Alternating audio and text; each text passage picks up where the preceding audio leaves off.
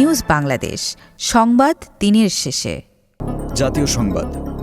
সংযুক্ত আরব আমিরাতে আন্দোলন করে সাজা থেকে মুক্তি পাওয়া বাংলাদেশিদের কর্মসংস্থানের ব্যবস্থা করা হবে বলে জানিয়েছেন প্রবাসী কল্যাণ ও বৈদেশিক কর্মসংস্থান মন্ত্রণালয়ের উপদেষ্টা আসিফ নজরুল। আজ রাজধানীর ওসমানী স্মৃতি মিলনায়তনে আয়োজিত এক অনুষ্ঠানে একথা জানান তিনি। উপদেষ্টা বলেন, আমাদের রেমিট্যান্স 26% বৃদ্ধি পেয়েছে। প্রবাসীরা অর্থনৈতিক গতিশীলতার প্রাণকেন্দ্র। জুলাই আন্দোলনের সময় প্রবাসীরা কত বড় আত্মত্যাগ করেছে সেটা ভাষায় বোঝানো যাবে না। তারা পরিবার নিয়ে দুর্দশায় আছেন।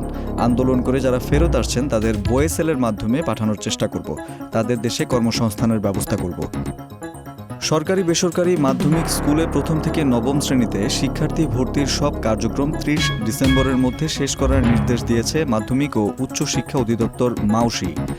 আজ অধিদপ্তরের এক চিঠিতে ডিজিটাল লটারির নির্বাচিতদের তালিকা অনুযায়ী 6 কর্মদিবসের মধ্যে ভর্তি কার্যক্রম শেষ করতে নির্দেশ দেওয়া হয়েছে। এতে বলা হয়, রাজধানীর এমপিওভুক্ত শিক্ষা প্রতিষ্ঠানগুলো সর্বোচ্চ ভর্তি ফি নিতে পারবে 5,000 টাকা, আর আংশিক এমপিওভুক্ত শিক্ষা প্রতিষ্ঠান ভর্তি ফি নিতে পারবে 8,000 টাকা। তবে 10,000 টাকা ভর্তি ফি গুনতে হবে ইংরেজি ভার্সনের জন্য। তাছাড়া রাজধানীর প্রতিষ্ঠানগুলো উন্নয়ন ফি 3,000 টাকার বেশি আদায় করতে পারবে না বলেও নির্দেশনায় জানানো হয়েছে। টঙ্গীর বিশ্ব ইজতেমা ময়দান দখলকে কেন্দ্র করে তাবলিগ জামাতের জোবায়ের ও সাতপন্থীর মধ্যে সংঘর্ষের ঘটনায় 4 জন নিহত হয়েছেন। এই ঘটনায় কামারপাড়া, আবদুল্লাপুর, উত্তরা সেক্টর 10 এবং তৎসংলগ্ন তুরাগ নদীর দক্ষিণ পশ্চিম এলাকায় যে কোনো প্রকার সভা সমাবেশ, মিছিল, শোভাযাত্রা, বিক্ষোভ ইত্যাদি পরবর্তী নির্দেশ না দেওয়া পর্যন্ত নিষিদ্ধ করেছে ঢাকা মহানগর পুলিশ ডিএমপি। আজ দুপুরে ডিএমপি কমিশনার শেখ মোহাম্মদ সাজ্জাদ আলী সংবাদ মাধ্যমকে বিষয়টি নিশ্চিত করেছেন।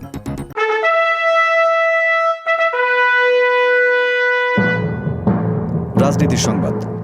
চট্টগ্রামে আলোচিত 10 ট্রাক অস্ত্র চোরাচালানের মামলায় সাবেক স্বরাষ্ট্র প্রতিমন্ত্রী লুৎফুজ্জামান বাবর সহ 7 আসামিকে খালাস দিয়েছেন হাইকোর্ট। আজ এ বিষয়ে আপিলের শুনানি করে বিচারপতি মোস্তফা জামান ইসলামের নেতৃত্বাধীন হাইকোর্টের একটি ডিভিশন বেঞ্চে এ আদেশ দেন। এছাড়া এ মামলায় উলফার সামরিক কমান্ডার পরেশ বড়ুয়ার মৃত্যুদণ্ড কমিয়ে যাবজ্জীবন কারাদণ্ড দেওয়া হয়েছে, আর 6 জনের 10 বছর করে কারাদণ্ড দেওয়া হয়েছে। আন্তর্জাতিক সংবাদ। আফ্রিকার দক্ষিণাঞ্চলীয় দেশ মোজাম্বিকে শক্তিশালী ঘূর্ণিঝড় চিডোর তাণ্ডবে অন্তত 34 জনের প্রাণহানি হয়েছে। ঝড়ের তাণ্ডবে হাজার হাজার পরিবার তাদের বাড়িঘর হারিয়েছে এবং স্কুল ও স্বাস্থ্য পরিষেবা সংক্রান্ত বহু অবকাঠামোও ধ্বংস হয়ে গেছে। প্রাণহানির সংখ্যা আরও বাড়তে পারে বলে আশঙ্কা করা হচ্ছে। ব্রিটিশ সংবাদ মাধ্যম বিবিসির এক প্রতিবেদন থেকে এ তথ্য জানা গেছে। তথ্য প্রযুক্তির সংবাদ। তারের সংযোগ ছাড়াই স্মার্টফোন কিংবা কম্পিউটারে দ্রুত ফাইল আদান প্রদানের জন্য গুগলের কুইক শেয়ার অ্যাপ অন্যতম। ব্যবহারকারীদের আরও সহজ করে তুলতে কুইক শেয়ার অ্যাপে কিউআর কোড সুবিধা যুক্ত করেছে tech giant Google. QR code সুবিধা ব্যবহারের জন্য ফোন থেকে ফাইল পাঠানোর আগে কুইক শেয়ার বাটনে ক্লিক করে একটি কিউআর কোড তৈরি করতে হবে। পরে প্রাপক সেই কোড ফোনের ক্যামেরা দিয়ে স্ক্যান করলেই তার ফোনে দ্রুত ফাইল চলে যাবে। এর মাধ্যমে আগের তুলনায় ফাইল আদান প্রদান করা যাবে অনেক নিরাপদে। খেলার সংবাদ। দ্বিতীয় টি-20তে ক্যারিবিয়ানদের 27 রানে হারিয়ে 1 ম্যাচ হাতে রেখেই সিরিজে জয় নিশ্চিত করেছে বাংলাদেশ। এই জয়ে 6 বছর পর ওয়েস্ট ইন্ডিজের বিপক্ষে টি-20 সিরিজ জয় পেল টাইগাররা। আজ আর্নেস্ট ভ্যাল স্টেডিয়ামে শুরুতে ব্যাট করতে নেমে 7 উইকেট হারিয়ে 129 রান করে বাংলাদেশ। ওই রান তাড়া করতে নেমে সব উইকেট হারিয়ে 102 রানের বেশি করতে পারেনি ওয়েস্ট ইন্ডিজ।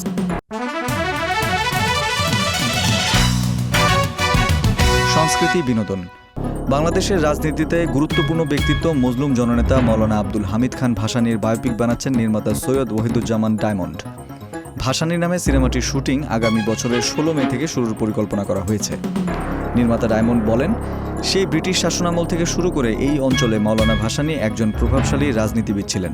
তার অনেক কীর্তি ও গল্প অজানা নতুন প্রজন্মের কাছে। সেজন্যই সিনেমাটি নির্মাণের পরিকল্পনা করছি। আশা করছি একটি তথ্যবহুল সিনেমা বানাতে পারব। তিনি আরও জানান, এখন ঘোষণা দিলেও 1.5 শতকেরও বেশি সময় ধরে মাওলানা ভাসানীকে নিয়ে সিনেমা বানানোর স্বপ্ন দেখছেন।